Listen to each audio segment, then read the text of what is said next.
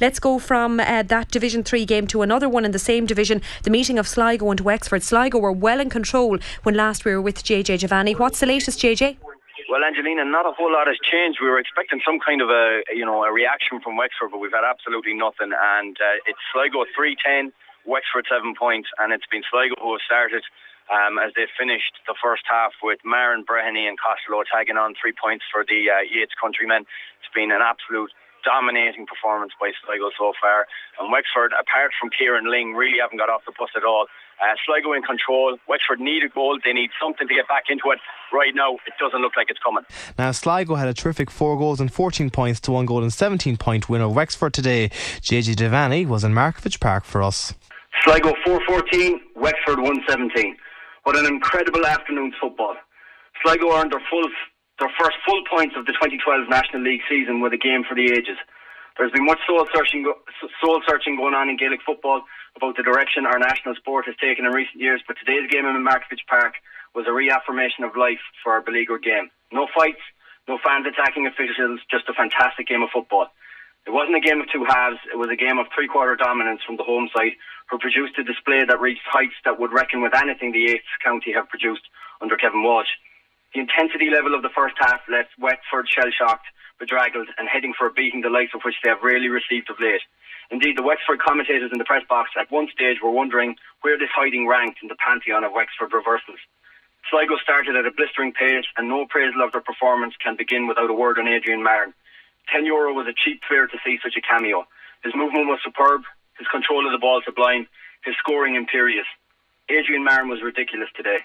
His haul of 3-5 just about says it all. From the moment he kicked Sligo in front with a top corner penalty to the moment he chipped the keeper to seal the victory in the dying moment of the game, he completely owned the Wexford rearguard. Ably assisted by Costello, Breheny and Clark, Marin set about putting Sligo in total command of the game. Wexford looked listless, and this weak performance was summed up by the embarrassing attempts at tackling Alan Costello as he tore through for Sligo's third first-half goal. At half-time it was Sligo 3-7, Wexford 7 points. Wexford somehow had scored 7, relying on Flynn and Ling to carry a dead outfit.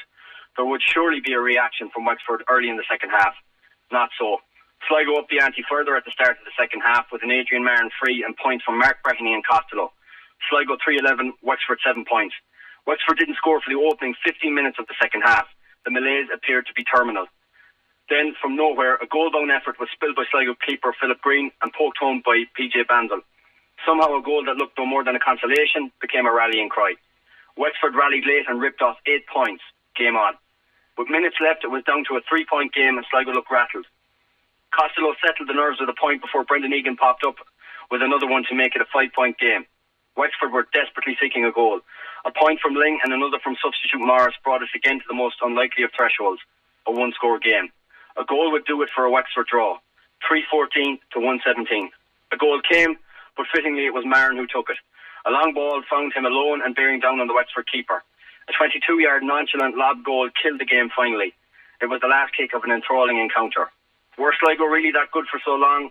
Were Wexford that bad? Was the final quarter's frenetic action a closer measure of where both teams are at 2 games into the league campaign? This game left us with more questions than answers and supporters eagerly awaiting more. It won't get much better than that. Sligo 4-14, Wexford 1-17. From Markievicz Park, I'm JJ Devaney.